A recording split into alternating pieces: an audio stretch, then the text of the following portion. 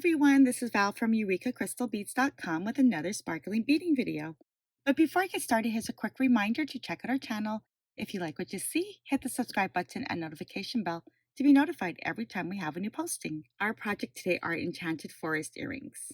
Products we'll be using today are 1.5-inch eye pin, 1-inch head pins, using these filigree bead caps, some 11-0 seed beads. It can be either delicas or round seed beads in a metallic gold, plus some earwire fish hooks, 10mm round pearls, and some bicones in a 4 and 6mm.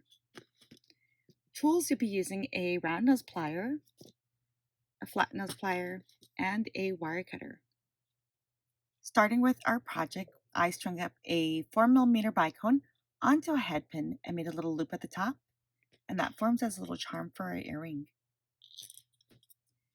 Next, I took a eye pin and opened up the eye loop, and I'm going to slip on our little charm dangle we'd made onto that eye loop. Take your flat nose plier and close that eye loop. Just want to make sure it's closed tightly, just like that. And we're going to add in a seed bead.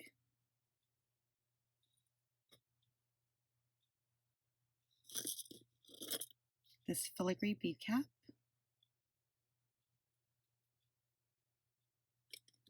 A pearl, and you can use any other shape. It doesn't have to just be a round pearl. It can be other round products or other shapes that will fit through the bead cap. And then one more bead cap on top. Now when you look at this, it's really kind of wild, and this is where our Enchanted Forest comes in.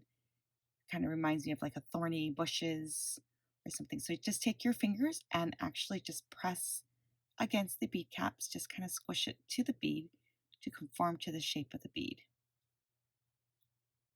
And this is metal filigree. Although it's metal, it's pretty malleable, but yet strong enough where it just doesn't crack that easily. So you see how it's pretty conformed now. Now we're going to add on one more seed bead, a 6mm bicone,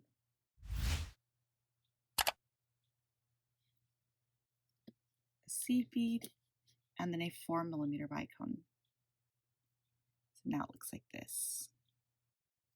So at this point, we just want to kind of pull down our beads and make sure it is all flush, that your bead caps are close enough to your pearl. Now you're going to hold down the beads with your thumb and your pointer finger, and with your flat nose plier, you want to place the tool right above the bicone and bend that wire at a 45-degree angle towards you, just like this.